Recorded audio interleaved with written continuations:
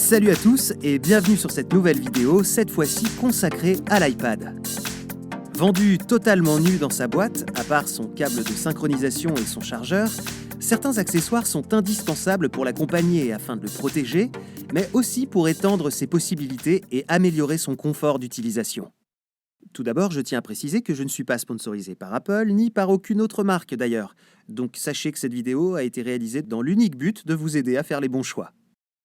L'iPad, l'une des meilleures tablettes du marché, il faut bien l'avouer. Rapide, simple, écran magnifique, bonne autonomie. Apple a réussi un coup de maître à son lancement en 2010 déjà. 10 ans plus tard, pas de changement révolutionnaire depuis le tout premier modèle, si ce n'est la puissance brute du processeur de la tablette d'Apple, égalant, voire dépassant désormais les processeurs de certains vrais ordinateurs.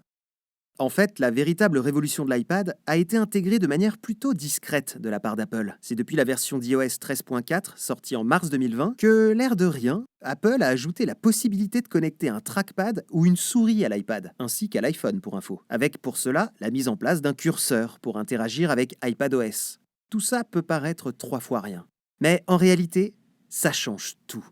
Dans la foulée, en avril 2020, Apple a lancé sur le marché le fameux Magic Keyboard pour iPad Pro dans un premier temps, qui deviendra compatible avec l'iPad Air 4 actuel un peu plus tard. Le Magic Keyboard donne ainsi à l'iPad un véritable air de MacBook, avec cet ensemble clavier-trackpad intégré sur lequel vient littéralement sémenter l'iPad, tel un petit pupitre ou encore un socle de protection tout en un.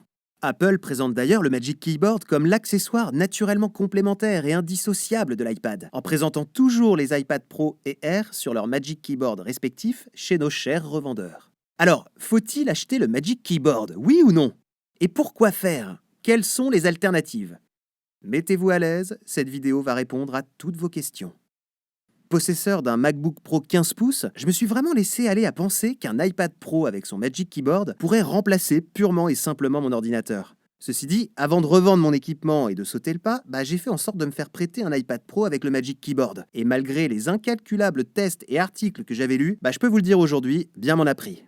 Je vais tout de suite aborder le sujet de l'iPad Pro 13 pouces, car je vais essayer de faire court. En fait, à moins que vous ayez un besoin absolu d'un grand écran tactile pour des logiciels spécifiques de dessin, création graphique professionnelle ou encore prise de notes manuscrite indispensable, cet iPad n'a, à mon sens, et ce n'est que mon avis, aucun intérêt par rapport au nouveau MacBook Air M1 entrée de gamme actuel. Sachez que le combo iPad Pro 13 pouces avec Magic Keyboard est plus gros, plus lourd, plus cher et forcément beaucoup plus limité en termes de logiciels et de connectivité que le MacBook Air M1 actuel. Ce dernier a d'ailleurs 2 ports USB-C contre un seul pour l'iPad, et ça reste un vrai atout. Pour ceux qui ont absolument besoin d'un stylet, évidemment, rien ne vous empêchera d'investir dans une bonne tablette graphique en complément de votre MacBook si besoin. Bref, l'iPad Pro 13 pouces, avec ou sans son Magic Keyboard, n'a que trop peu d'arguments en sa faveur par rapport à son cousin, dirons-nous, le MacBook Air M1, qu'il bat à tous les niveaux, mis à part bien sûr son écran non tactile. Passons donc maintenant à l'iPad Pro 11 pouces ainsi que l'iPad Air 4 actuel, tous deux compatibles avec le Magic Keyboard dans sa version 11 pouces également, bien évidemment. Déjà, je trouve que le format 11 pouces de l'iPad en l'état actuel lui sied mieux. Et oui, je continue de penser qu'une tablette doit rester avant tout légère, compacte, autonome et transportable facilement. C'est là tout son intérêt à mon sens, comparé aux ordinateurs portables compacts par exemple. Et l'iPad Pro 11 pouces ou l'iPad Air 4 présentent tous les deux ces avantages.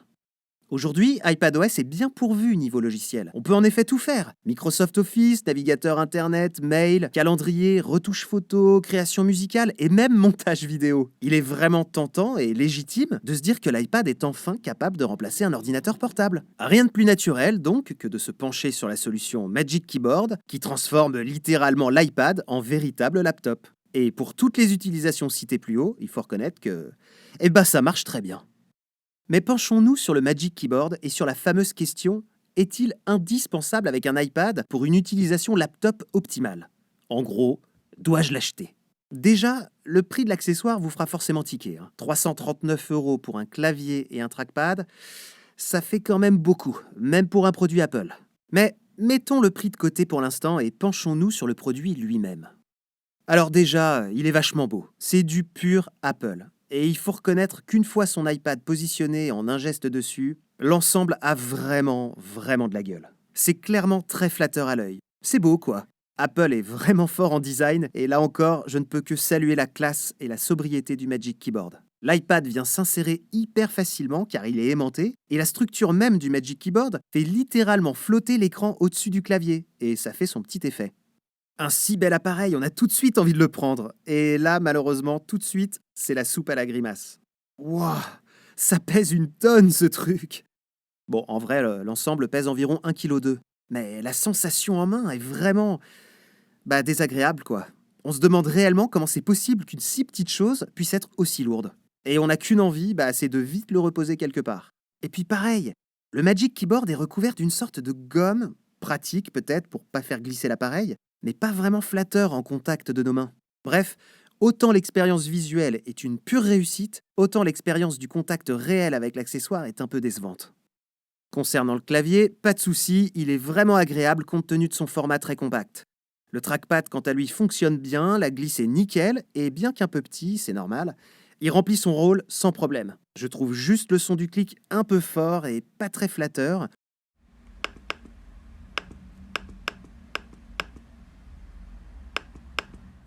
Mais bon, c'est vraiment un avis très personnel. Point fort de cet accessoire, c'est qu'il s'appaire immédiatement avec l'iPad via le connecteur propriétaire au dos de l'appareil. Pas besoin de s'embêter avec le Bluetooth, on pose l'iPad dedans et ça marche. Autre point fort à souligner, le Magic Keyboard dispose d'un port USB-C sur le côté pour pouvoir recharger joliment votre iPad. C'est sympa et toujours bon à prendre au cas où on voudrait brancher d'autres accessoires en même temps. Même si le Magic Keyboard se veut être un étui de protection incluant un clavier et un trackpad, il est important de souligner que niveau sécurité, c'est pas vraiment ça. Les bords ne sont pas protégés du tout, alors on essaiera quand même de ne pas le faire tomber par terre, ni de le jeter par la fenêtre, même si je verrai pas pourquoi, sous peine de retrouver son précieux bien abîmé. Bref, la lourdeur de l'ensemble ne sert même pas à bien protéger l'iPad, c'est quand même dommage. Même si une fois ouvert et posé sur un bureau, l'ensemble en jette réellement, j'ai toutefois été à plusieurs reprises frustré de ne pas pouvoir incliner un peu plus l'écran. Sur un bureau, ça ira pile poil, mais par moments, ça peut être un peu agaçant. Si on est un peu trop haut par rapport à l'iPad, on est obligé de retirer la tablette du support pour pouvoir voir l'écran. Dernier point à souligner quand même, c'est que le Magic Keyboard n'est pas facile à ouvrir. Il n'y a aucune aide ou guide nulle part pour ouvrir l'appareil. C'est un peu le comble pour un produit Apple. Alors, on tâtonne à chaque fois, on vérifie si on est du bon côté, si on le prend dans le bon sens, parfois on se trompe, bref, c'est un peu agaçant.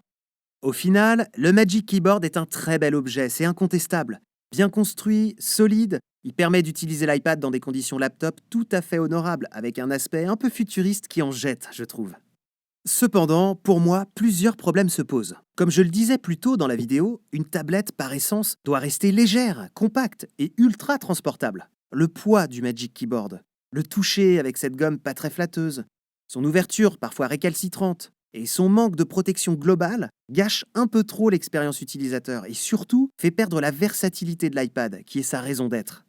Également, malgré toutes les qualités du clavier et du trackpad du Magic Keyboard, il faut se rendre à l'évidence. Ils ne tiennent pas la comparaison avec de vrais claviers et trackpads ou souris externes plus grands et agréables à utiliser au quotidien.